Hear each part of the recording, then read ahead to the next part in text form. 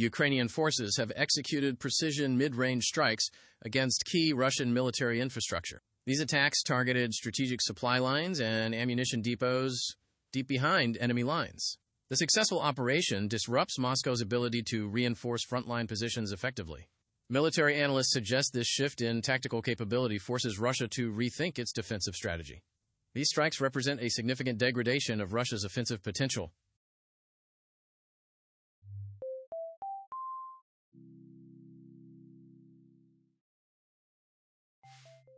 Leaked defense documents allege a secret agreement between Moscow and Beijing for the supply of Ka-52M attack helicopters. The pipeline reportedly deepens military cooperation between the two nations while escalating tensions in both Ukraine and the Taiwan Strait. Western officials worry this alliance provides Russia with critical hardware to sustain its long-term ground operations. The deal complicates global security calculations by emboldening autocratic military partnerships. This revelation marks a dangerous expansion of the conflict's international reach. As the Russian invasion of Ukraine enters its fifth year, new data highlights the devastating human and economic cost of the conflict. Millions of citizens have been displaced, while infrastructure damage continues to mount across the country. The numbers reveal a war of attrition that has fundamentally reshaped the geopolitical landscape of Europe. International observers are now assessing the long-term sustainability of continued military aid. The sheer scale of the destruction underscores the profound tragedy of this four-year struggle.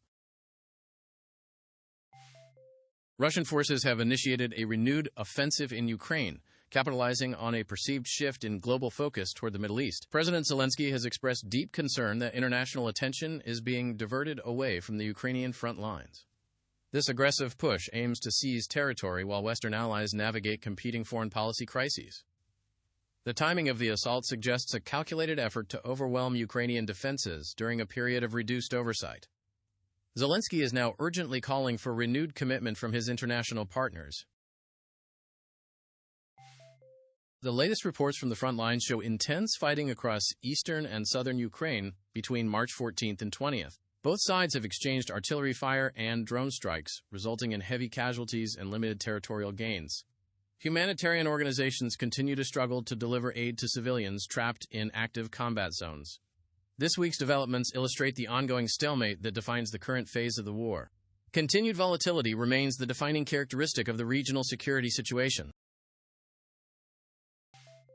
The ongoing conflict in Iran is increasingly intertwined with the war in Ukraine as global powers choose sides. Intelligence reports indicate that Russia is leveraging Iranian military support to sustain its operations, while Iran seeks reciprocal strategic benefits. This cross-pollination of conflicts creates a complex web of alliances that stretches from Eastern Europe to the Middle East. Policymakers worry that this alignment will prolong both wars by ensuring a steady flow of resources. The blurring lines between these theaters of war threaten to destabilize multiple regions simultaneously. Diplomats and international experts are debating whether a viable path to ending the war in Ukraine exists in 2026. Current peace proposals have failed to gain traction due to the conflicting territorial demands of Moscow and Kyiv. Achieving a ceasefire would require significant concessions that both leaders currently deem politically impossible. Many analysts argue that the war is destined for a long-term frozen state, rather than a diplomatic resolution.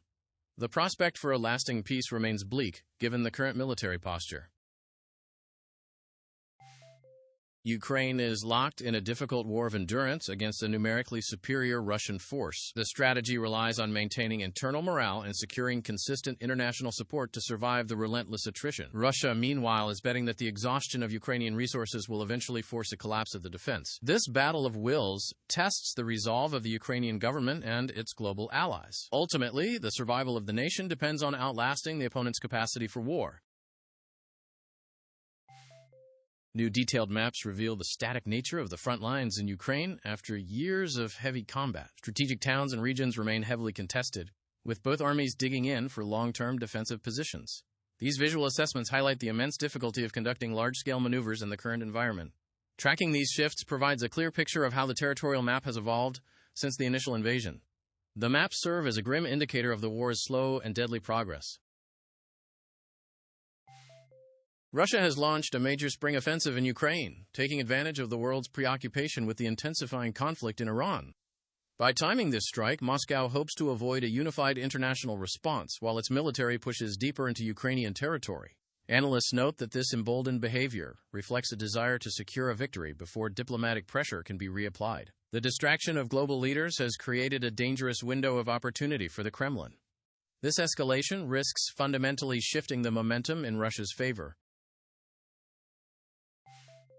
Leaked communications have confirmed that military contractors from Cameroon are among the casualties in the Russia-Ukraine conflict. These foreign fighters were reportedly recruited to bolster Russian ranks as the Kremlin struggles with heavy personnel losses. Their deaths highlight the international scale of the recruitment efforts aimed at sustaining Russia's war machine. This discovery raises questions about the involvement of foreign nationals in a conflict far from their homes. The report sheds light on the hidden human costs of Russia's reliance on external labor. Ukraine is holding solemn memorials to remember the thousands of lives lost as the war enters its fifth year. Families and government officials are reflecting on the immense sacrifice required to maintain the nation's sovereignty against Russian aggression. The anniversary serves as a reminder of the enduring trauma and the resilience of the Ukrainian people. Despite the heavy toll, the national resolve to continue the fight remains strong. These commemorations honor the fallen while emphasizing the ongoing necessity of the struggle. A new photographic collection documents the brutal reality of the four-year war in Ukraine. The images capture everything from the destruction of major cities to the daily lives of soldiers in the trenches. These visual records provide a stark look at the human cost of the invasion for both civilians and military personnel. By documenting the physical toll, the photographs serve as a historical archive of the conflict's impact. Each image tells a story of resilience amidst unprecedented devastation. Analysts are re-examining the primary motivations behind Putin's decision to invade Ukraine 4 years ago. The decision was rooted in a desire to reassert Russian influence and prevent Ukraine from aligning with Western institutions. Understanding these origins is critical to determining how the war might eventually conclude. Experts suggest that a resolution will only be possible when the internal calculus of the Kremlin changes. The path forward remains tied to the complex political ambitions that started the conflict. The widespread adoption of drone technology, or dronization, has fundamentally changed how the Russia-Ukraine conflict is fought. Both nations are increasingly relying on autonomous systems for reconnaissance and precision strikes on the battlefield. This shift has accelerated the pace of attrition, as drones allow for constant surveillance and rapid attack capabilities. The reliance on these tools has forced both militaries to adapt their tactics to avoid constant vulnerability. Drone warfare has become the defining technological feature of this ongoing conflict. As 2026 progresses, the question of whether the Russia-Ukraine war will reach a conclusion remains at the forefront of international discourse. Current military and political indicators suggest that neither side is prepared to abandon their core objectives. While some hope for a negotiated peace, the reality on the ground points toward continued high-intensity combat. The timeline for a resolution remains obscured by the unpredictability of the battlefield and global political shifts.